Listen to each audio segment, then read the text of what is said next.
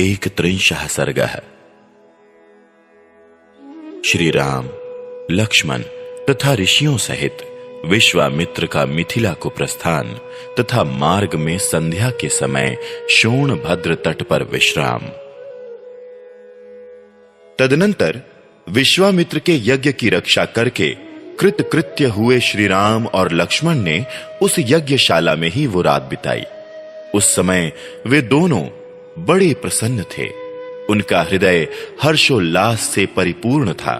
रात बीतने पर जब प्रातः काल आया तब वो दोनों भाई पूर्वाहन काल के नित्य नियम से निवृत्त हो विश्वामित्र मुनि तथा अन्य ऋषियों के पास साथ साथ गए।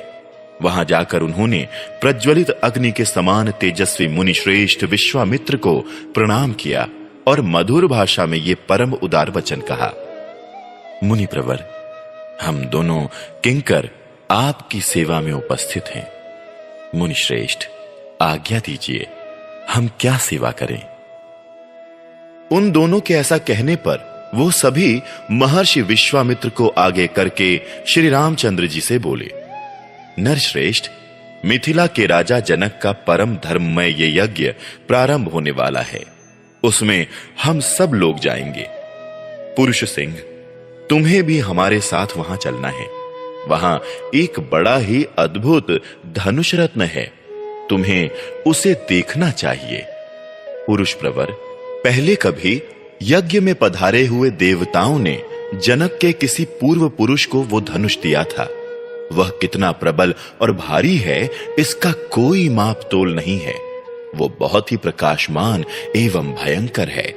मनुष्यों की तो बात ही क्या है, देवता, गंधर्व, असुर तथा राक्षस भी किसी तरह उसकी प्रत्यंचा नहीं चढ़ा पाते।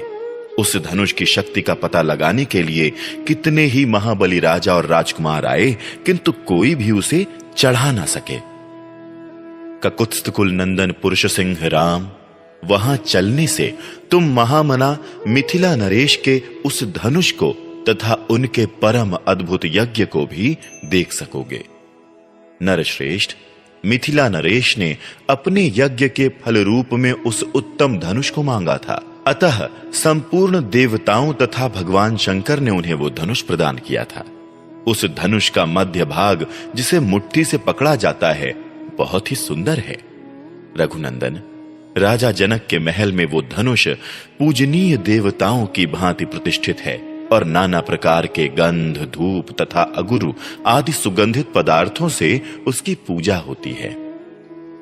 ऐसा कहकर मुनिवर विश्वामित्र जी ने वन देवताओं से आज्ञा ली और ऋषि मंडली तथा राम लक्ष्मण के साथ प्रस्थान किया। चलते समय उन्होंने वन देवताओं से कहा, मैं अपना यज्ञ कार्य सिद्ध करके इस सिद्धाश्रम से जा रहा हूं। गंगा के उत्तर तट पर होता हुआ हिमालय पर्वत की उपत्यका में जाऊंगा। आप लोगों का कल्याण हो। ऐसा कहकर तपस्या के धनी मुनि श्रेष्ठ कौशिक ने उत्तर दिशा की ओर प्रस्थान आरंभ किया। उस समय प्रस्थान के समय यात्रा करते हुए मुनिवर विश्वामित्र के पीछे उनके साथ जाने वाले ब्रह्मवादी महर्षियों की 100 गाड़ियां चली। सिद्धाश्रम में निवास करने वाले मृग और पक्षी भी तपोधन विश्वामित्र के पीछे पीछे जाने लगे। कुछ दूर जाने पर ऋषि मंडली सहित विश्वामित्र ने उन पशु पक्षियों को लौटा दिया।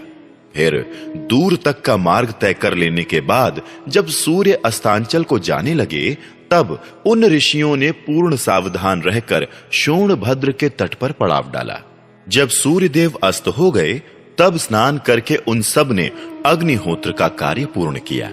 इसके बाद वो सभी अमित तेजस्वी ऋषि मुनिवर विश्वामित्र को आगे करके बैठे। फिर लक्ष्मण सहित श्री राम भी उन ऋषियों का आदर करते हुए बुद्धिमान विश्वामित्र जी के सामने बैठ गए। तत्पश्चात महातेजस्वी श्री राम ने तपस्या के धनी मुनि श्रेष्ठ विश्वामित्र से कौतूहल पूर्वक पूछा, भगवान, ये हरे भरे समृद्धिशाली वन से सुशोभित देश कौन सा है? मैं इसका परिचय सुनना चाहता हूं। आपका कल्याण हो। आप मुझे ठीक ठीक इसका रहस्य बताइए। श्री रामचंद्र जी के इस प्रश्न से प्रेरित होकर उत्तम व्रत का पालन करने वाले महातपस्वी विश्वामित्र ने ऋषि मंडली के बीच उस देश का पूर्ण रूप से परिचय देना प्रारंभ किया। इस प्रकार श्री वाल्मीकि निर्मित आर्ष रामायण आदि काव्य के बालकांड में 31वां सर्ग पूरा हुआ।